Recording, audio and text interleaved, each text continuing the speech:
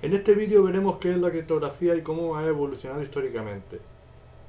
Estoy seguro de que has oído hablar de la criptografía, al menos eres consciente que la utilizas a diario. Por ejemplo, cuando visitas una página web segura con el candadito, pues estás utilizando la criptografía. Cuando sacas dinero del cajero, pues utilizas las redes Visa o las redes Mastercard y estas utilizan la criptografía. Y cuando utilizas tu móvil para hacer llamadas o para recibir información a través de internet, a través de las redes 3G, 4G, etcétera, pues también utilizas la criptografía en sus diferentes vertientes. En resumen, la criptografía es la ciencia de las comunicaciones seguras. Es útil para asegurar la información a través de un canal inseguro. La información se transmite por el canal, pero de forma ininteligible para que todo aquel que accede a ella, excepto a que tiene el token de desencriptado, pues es ininteligible. Primero, vamos a ver el proceso criptográfico para asegurar la comunicación, que consta de dos partes. La encriptación, que consiste en la desvirtualización de la información por el emisor, y un token que utilizará para encriptar. Y después tiene lugar el proceso inverso. Después de que esa información encriptada se transmita a través del canal inseguro, tiene lugar el proceso de desencriptación, que es usado por el receptor para acceder a la información con el mismo token u otro relacionado. Vale, el proceso de encriptación y desencriptación normalmente involucra procesos matemáticos. Julio César utilizó mensajes encriptados para comunicarse con sus generales. Era una técnica muy simple, utilizaba letras con la posición cambiada 3 posiciones en el alfabeto. Esto es lo que actualmente se denomina ROT3. Por ejemplo, ABC sería cifrado en DEF. ¿Vale? Este método era conocido como, evidentemente, cifrado César. Otro famoso ejemplo del uso de la criptografía con significado bastante histórico fue la máquina Enigma, que fue inventado por el ingeniero alemán Arthur Sirius al final de la Segunda Guerra Mundial. La utilizaron los alemanes para asegurar sus comunicaciones. La máquina Enigma tenía aproximadamente 159 quintillones de diferentes combinaciones de caracteres y números, o sea, de caracteres alfanuméricos. Este cifrado se consideró indescifrable hasta el final de la Segunda Guerra Mundial, en la que un matemático llamado Alan Turing hackeó el sistema Enigma.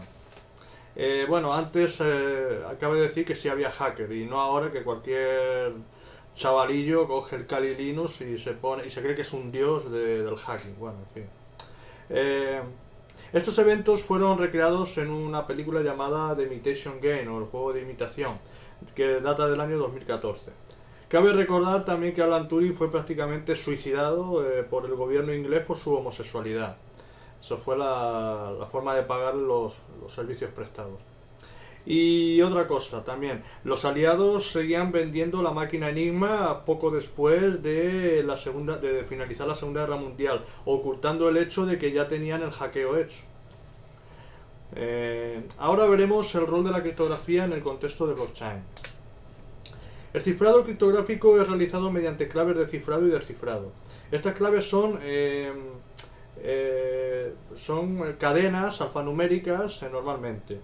Estas claves son imprescindibles junto con el algoritmo para ello.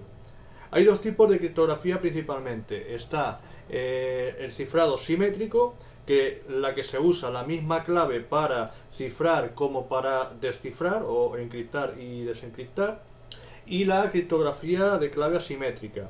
La clave para encriptar es diferente de la clave para desencriptar y normalmente estas claves están relacionadas matemáticamente. Y bueno, el cifrado asimétrico, también llamado criptografía de clave pública, es usada por Bitcoin y que involucra la clave privada, que siempre está oculta, y otra que es la clave pública, que mediante ciertas transformaciones es pública y que la puede saber todo el mundo. De hecho, las habrás visto en muchas webs cuando te piden dona unos Bitcoin y tal, pues te ponen esa dirección. Pues eso es una derivación de la clave pública. y por eso las dos claves están relacionadas matemáticamente. Actualmente Bitcoin es el desarrollo civil de tecnología de encriptación de clave pública más grande. Solo el Departamento de Defensa de los Estados Unidos posee un programa tecnológico de similar o mayor envergadura. En la blockchain de Bitcoin hay varias técnicas criptográficas utilizadas para asegurarla. Tenemos la criptografía de clave pública, que se utiliza para no encriptar las transacciones, que eso mucha gente se equivoca. Se utiliza para firmarlas, ¿vale? Y para que se pueda demostrar que el que firma posee las claves privadas de la correspondiente clave pública que tiene al alcance de todo el mundo. Tenemos la criptografía hemos dicho la criptografía de clave pública, tenemos las funciones hash, que después ahora veremos lo que son, y las firmas digitales. La clave pública es usada para enviar información cifrada al que posee la clave privada, y solo podrá desencriptar la información el que posee la clave pública. La clave pública actúa como una cuenta que puede recibir fondos, que es al fin y al cabo una derivación. La clave privada debe almacenarse, eso sí, de forma segura, ya que da acceso a los fondos de su correspondiente clave pública. Si la llave privada es perdida, el acceso a los fondos se pierde para siempre. No hay ningún sistema como un password reset para recuperarla, como existen en muchos otros sitios centralizados. Los usuarios tienen la responsabilidad de guardarla y se deberían de hacer copias de seguridad en ellas. En realidad las claves es como un número PIN de la tarjeta de crédito, ¿vale? Pero mucho más largo y bueno. Ahora hablamos de las funciones hash.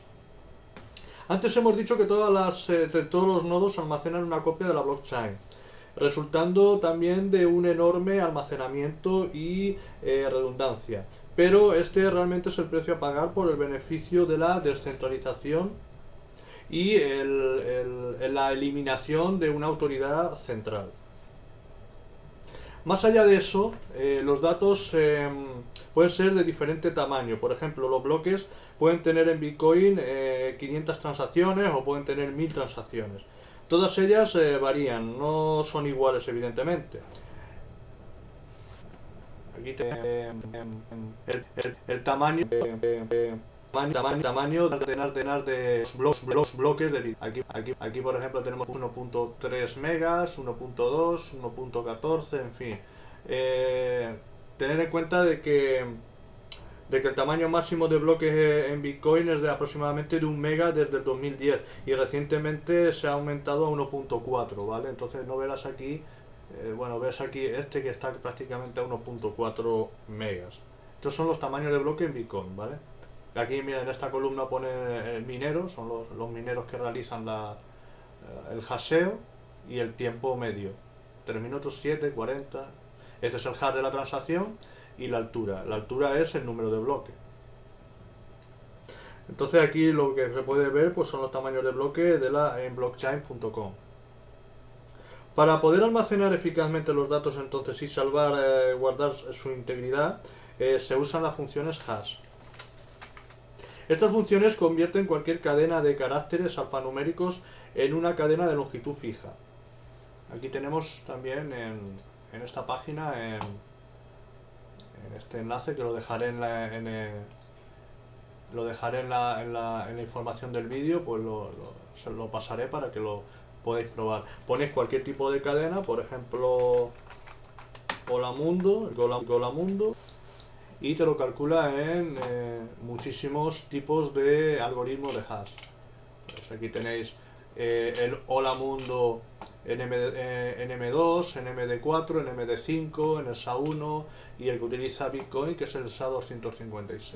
Aquí tendríamos el Golamundo. ¿Qué pasa? Exacto. Este es el hash del Golamundo, ¿vale? Práctica entonces que las funciones hash son un algoritmo matemático en forma de función suprayectiva. Esta es una función de un único sentido y no puede ser revertida, a menos que utilicemos fuerza bruta. Las funciones hash son utilizadas en el proof of work o prueba de trabajo, como veremos en un enlace que pondré en la información del vídeo. Otra importante función criptográfica que utiliza blockchain es la firma digital. Vamos a quitar esto. La firma digital. Aquí. Vale. La firma digital. Estas son utilizadas para autentificar el origen de la información, es decir, que la información enviada corresponde a la entidad que dice ser la que lo envía. Esto se hace a través de la criptografía de clave pública y en el caso de Bitcoin se utiliza SDSA, que también dejaré un enlace en la información del vídeo. Cada transacción en Bitcoin tiene diferentes firmas digitales, lo cual son generadas por el algoritmo a través de las correspondientes claves privadas de los propietarios y verificada por todos a través de la clave pública o de la derivación de la clave pública. De hecho, Satoshi Nakamoto denominaba blockchain como cadenas de firmas digitales. Aquí lo tenemos. Esto es un extracto, bueno, una parte del paper de Bitcoin del año 2008 de Satoshi Nakamoto. Y esto es ya te digo, esto está en inglés, se define como una moneda electrónica, como una cadena de firmas digitales, ¿vale? O sea que él no tiene una noción de blockchain, de cadena de bloques, sino una cadena de firmas digitales. Esto tiene más que ver con el tema de las transacciones, de la cadena de las transacciones, de las entradas y de las salidas, de las inputs y de las outputs. Desde el punto de vista del usuario, todo este mecanismo se encarga a la wallet, ¿vale? Automáticamente, y no tiene que ser consciente de toda esta complejidad. Y el usuario solo tiene que preocuparse de guardar simplemente las claves privadas a buen recaudo.